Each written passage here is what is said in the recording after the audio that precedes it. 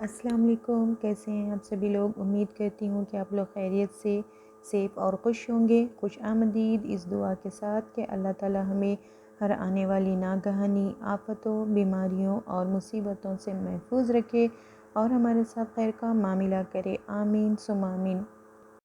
चलिए व्लॉग की शुरुआत करते हैं। शिकमपुर से मैंने बना लिए थे शिकमपुर शामी कबाब की रेसिपी मैंने ऑलरेडी शेयर की हुई है, तो फिर मैंने बना लिया था शामी कबाब का मिक्स। और कुछ तो बना लिए थे मैंने शामी, और थोड़े बना लिए थे शिकमपुर, और थोड़े बना लिए थे कोफ्ते बिरयानी के लिए।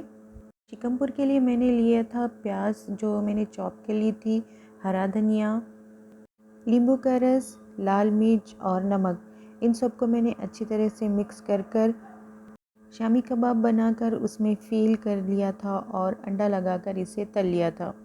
और मैंने बना लिया था गाजर की खीर। गाजर खीर के लिए मैंने ले लिए थे ग्रेटेड गाजर, और इसमें मैंने डाल लिया था बासमती राइस जो मैंने आधा घंटा पहले भिगो लिया था।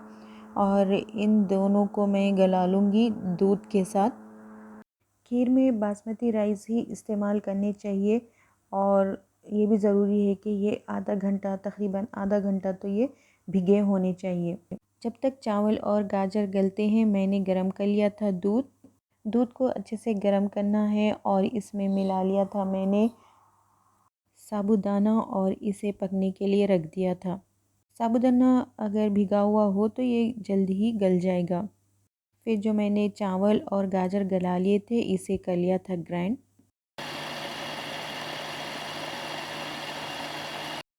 ग्राइंड किए हुए मिक्स को फिर मैंने दूध और साबूदाने में मिक्स कर लिया था।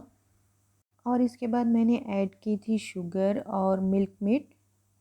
वैसे तो मिल्क मेड मैं बहुत कम यूज़ करती हूँ, यानी कम मकदार में यूज़ करती हूँ, लेकिन इस खीर में मैंने इस्तेमाल किए थे तकरीबन 5 स्पून। शुगर और मिल्क मेड ऐड करने के बाद फिर मैंने इसमें ऐड किया था इलायची पाउडर और ड्राई फ्रूट्स, कटे हुए ड्राई फ्रूट्स। ये सब चीज़ें डालने के बाद इसे लगातार में हिलाते ही जाना है, यानी मिक्स करते ही जाना है। और ये सारी चीज़ें मिक्स करने के बाद फिर मैंने इसे स्लो फ्लेम पर रखकर पकाया था, और ये तैयार है मज़ेदार गाजर की खीर। आप ज़रूर ट्राई करें। और ये है झटपट बनने वाली मज़ेदार और आसान गाजर की खीर।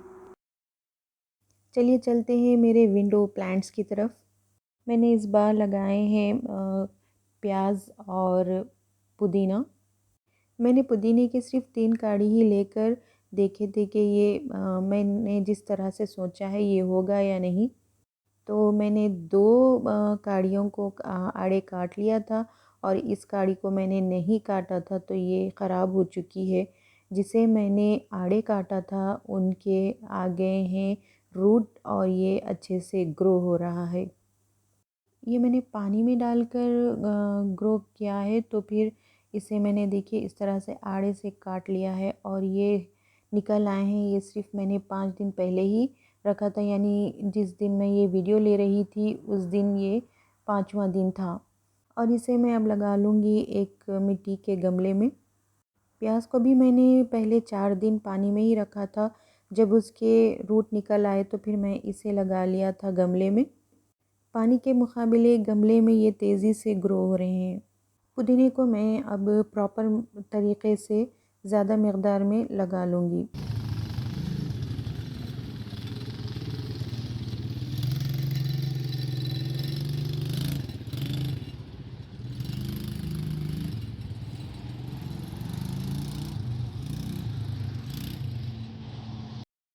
हम आ गए थे खुरफ़ाखान रोड पर, और यहाँ पर हमें ये इस तरह से बना हुआ दिखाई दिया था, तो फिर हम इधर आ गए थे। यहाँ सब बच्चों के लिए गेम्स और टेंट्स थे, और बारबेक्यू के लिए अलग टेंट्स थे, और वीआईपी टेंट्स अलग थे। यहाँ पर स्टे करने के लिए 50 दिरहम 1 आवर के लिए चार्ज करना है। वीआईपी टेंट्स के चार्जेस अलग से हैं। बैग्स के लिए अलग से चार्ज किया जा रहा था, और यहाँ टेंट्स के लिए अलग से चार्ज किया जा रहा था। अभी बहुत कम लोगों को ये मालूम है, जब मालूम होगा तो यहाँ बहुत लोग आएंगे क्योंकि ये बहुत ही अच्छी जगह है। जब हम गए थे तो यहाँ पर हमसे मिलाकर सिर्फ 3 ही फैमिलीज़ थे। हमने टेंट लिया और इसमें कर लिया था लंच। इसके बाद हमने ये सारा एरिया देखा और इसके बाद हम यहाँ से निकल गए थे। टोटली ये बहुत ही अच्छा और सेफ़ एरिया है। चलिए मैं आपको बताती हूँ ये सारे एरिए का व्यू और हमने कौन सा टेंट लिया था।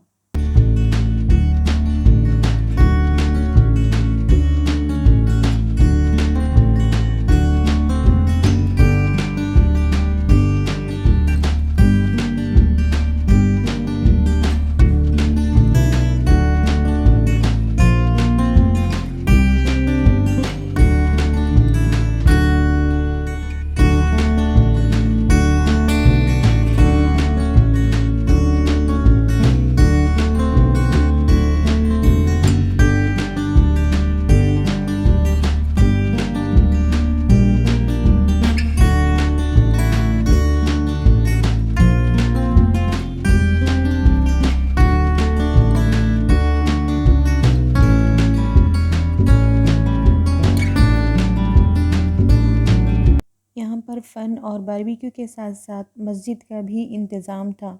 इसके बाद हम घर के लिए निकल गए थे और हमने जाने के लिए चूज़ की थी दायद रोड, क्योंकि दायद रोड पर मिलता है फ्राइडे मार्केट। तो हम चाह रहे थे कि हम फ्राइडे मार्केट जाएं।